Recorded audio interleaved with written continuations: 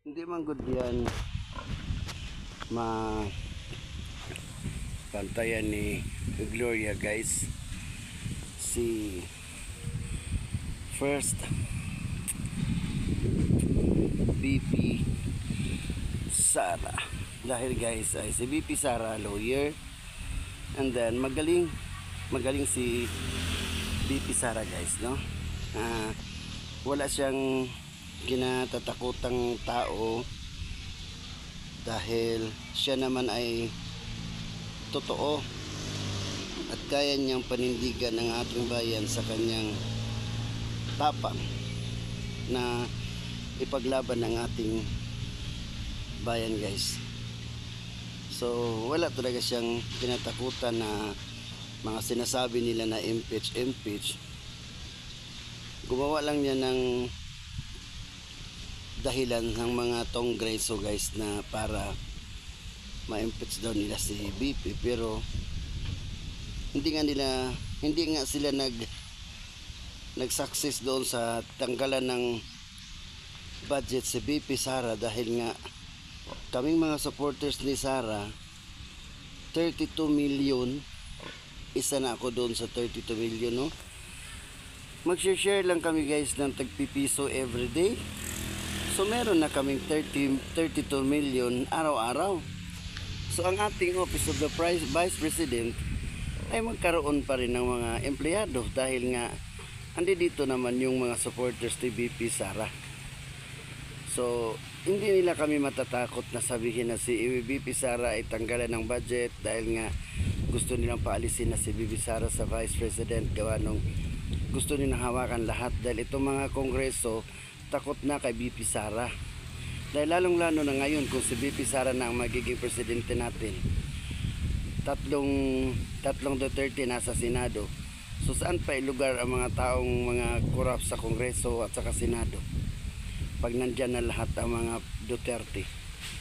So wala na silang magawa guys, dahil ang Duterte guys, ito lang talaga ang kakampi natin sa ating bayan sa ngayon.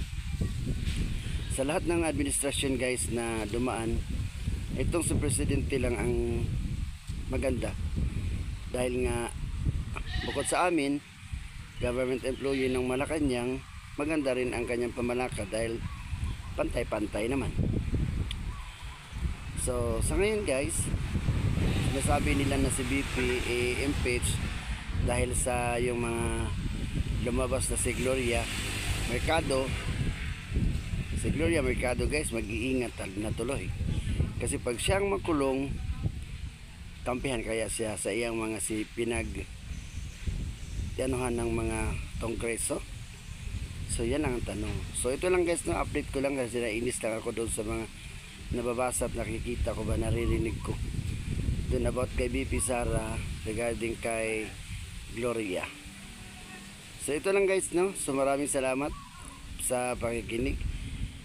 Sa hindi pa nakapag-subscribe sa aking channel guys, paki-like, share, and subscribe dahil marami pa akong gagawing video.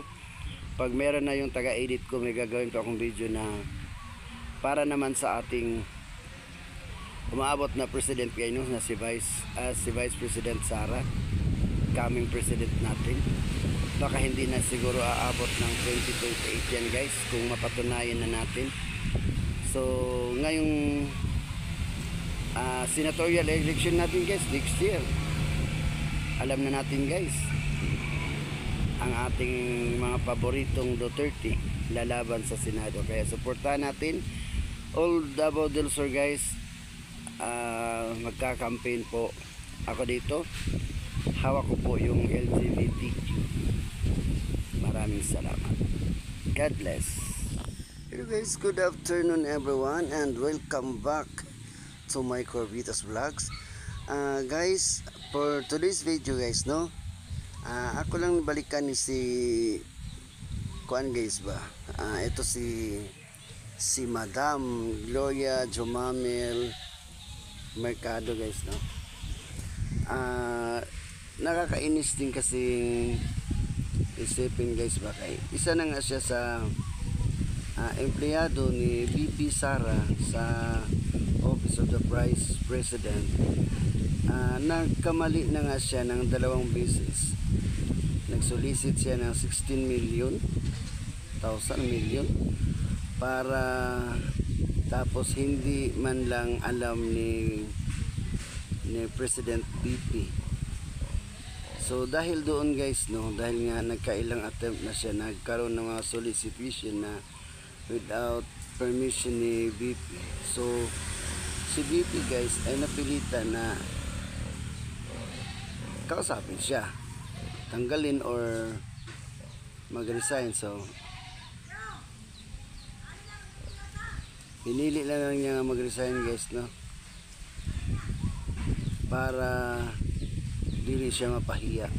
So pinibigyan naman siya ni BP na para di siya mahiya, pinagpa-resign siya. So saan pa niya paano pa niya nahanapan si BP Sara ng paninira guys, na sa kabaitan na nga na pinakita ni BP Sara sa kanya, nagawa pa niyang siraan ng every month siya padalhan ng pera ni BP Sara. Sa kabisi ni BP guys, aksayahan talaga siya ng panahon para lang mapadalhan siya ng mapadalhan siya ng pera ni BP Sara ng 50,000 every month. Ito kasi si Gloria Mercado guys, no, akala siguro niya makalusot siya sa gagawin niya dahil kakampi niya ang mga Tongreso.